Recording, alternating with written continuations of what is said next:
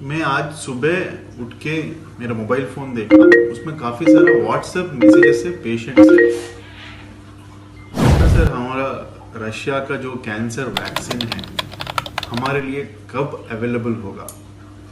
ये वैक्सीन मिलने से क्या मेरा कैंसर क्योर हो जाएगा क्या। कुछ कुछ पेशेंट्स हैं जो एक्टिव कैंसर का इलाज कर रहे हैं, वो लोग पूछ रहे हैं कि ये क्या, ये इलाज बंद करके क्या मैं वैक्सीन की तरफ जा सकता हूँ क्या। ये सारा क्वेश्चंस मुझे व्हाट्सएप में आ रहा है। मैं सोचा कि हर आदमी को बताने से, एक वीडियो बनाने से सबके लिए थोड़ा हेल्पफुल होगा। पहले हम जानेंगे कि हम ये रशियन कैंसर वैक्सीन के बारे में हम क्या जानते हैं, क्या फैक्ट्स है, ये हम जानेंगे। 2024 का मिड में रशिया के तरफ से आया कि कुछ वैक्सीन उनके तरफ से तैयारी हो रहा है, वो शायद 24 एंड तक आ जाएगा और वो 2025 का बिगिनिंग तक ये वैक्सीन हर रशियन सिटीजन को अवेलेबल होगा और ये फ्री अवेलेबल होगा, ये चीज बोला गया है। और ये एक रेवोल्यूशनरी कैंसर ट्रीटमेंट है, ये लेने से कैंसर से मुक्त हो सकता है, ऐसा एक न्यूज़ है।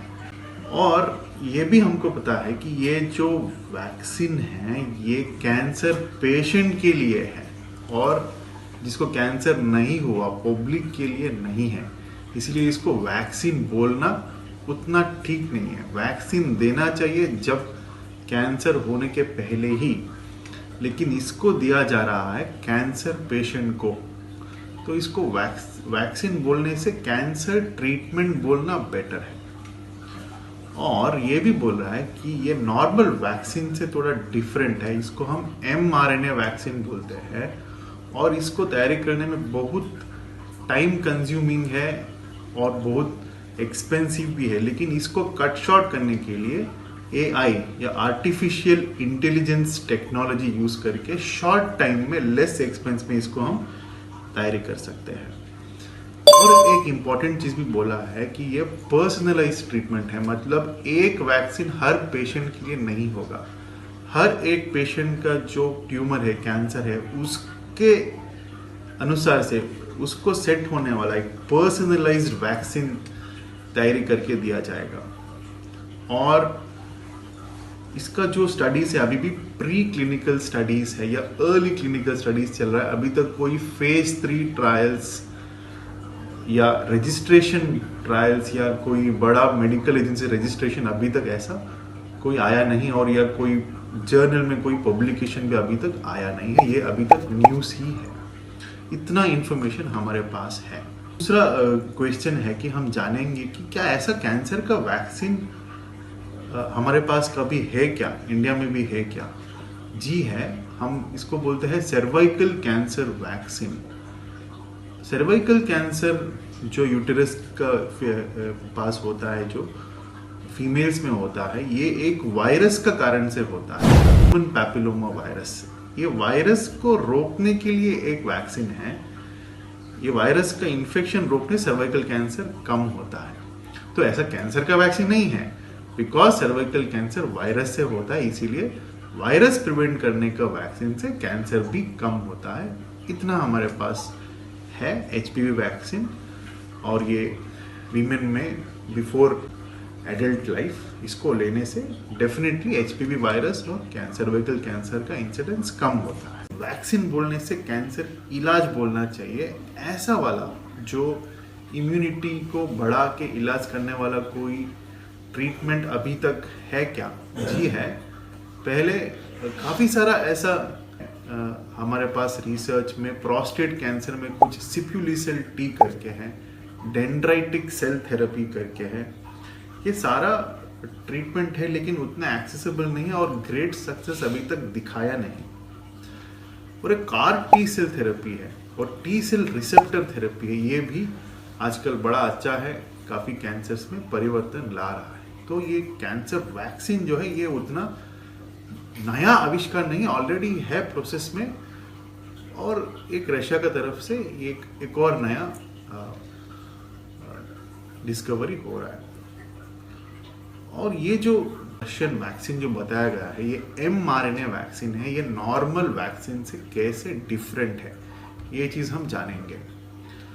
नॉर्मल वैक्सीन, मान लीजिए कोरोना वायरस हो गया, ये आपका पोलियो वायरस का वैक्सीन हो गया, इसमें क्या करते हैं, कोरोना या पोलियो वायरस का एक छोटा सा पार्ट को हम मेडिसिन के जैसा कन्वर्ट करके इंजेक्शन देते हैं ताकि वो जो इनएक्टिव वायरल पार्टिकल्स बॉडी के अंदर जाके इम्यूनिटी तैयारी करने के लिए। लेकिन ये mRNA वैक्सीन है, ये कैसे डिफरेंट है कि कोई वायरस या कैंसर का पार्टिकल को डायरेक्टली शरीर में अंदर नहीं डाला है।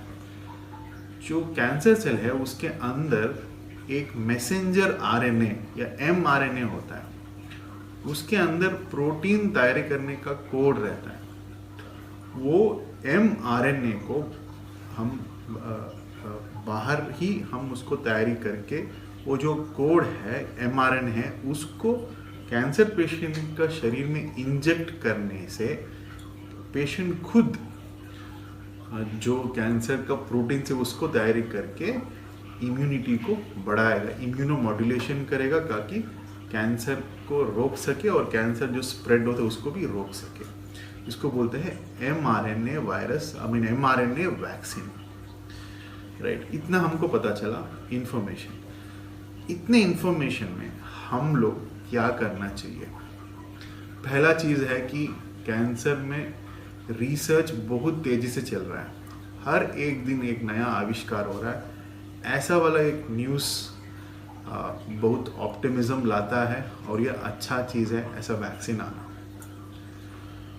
और दूसरा, ऐसा अर्ली स्टेज क्लिनिकल ट्रायल्स में जो वैक्सीन या दवाई होते हैं वो फेज़ 1, फेज़ 2, फेज़ 3 क्रॉस करके हमारे हाथ में आते आते काफ़ी देर लगता है। पकड़िए 5 से 6 साल 10 साल तक भी लग सकता है कभी पूरा मैच्योर क्लिनिकल ट्रायल्स होने के लिए। हमको देखना है कि ये पूरा मैच्योर क्लिनिकल ट्रायल्स कंप्लीट हुआ है क्या, और कोई रजिस्ट्रेशन बॉडी या कोई FDA है या हमारा DCGI है, ड्रग कंट्रोल है, वो सब अप्रूव किया है कि ये भी हमको देखना चाहिए। और इसका लॉन्ग टर्म साइड इफेक्ट क्या है कि ये वैक्सीन लेने से 5 साल के बाद 10 साल के बाद कोई लंबा साइड इफेक्ट हो रहा है क्या, ये भी हमको जानना चाहिए। तो ये अच्छा चीज़ है वैक्सीन आना, लेकिन इसका और थोड़ा इन्फॉर्मेशन, कुछ पब्लिकेशन, कुछ फेज़ 3 क्लिनिकल ट्रायल डेटा, उसका लॉन्ग टर्म टॉक्सिसिटी प्रोफाइल और इसका और डिटेल्स, हर एक आदमी को डिफरेंट है तो ऐसा कैसा लेना, ये सब जानना बहुत ज़रूरी है। तो अभी आपका फ़िलहाल आपका जो भी कैंसर ट्रीटमेंट चल रहा है उसको आप लीजिएगा, और आपको कैंसर प्रिवेंट करने का जो भी स्टेप्स है वो सब लीजिएगा। आशा करते हैं कि ऐसा वैक्सीन जल्दी अवेलेबल हो और हम सब कैंसर से मुक्त हो जाए। Thank you.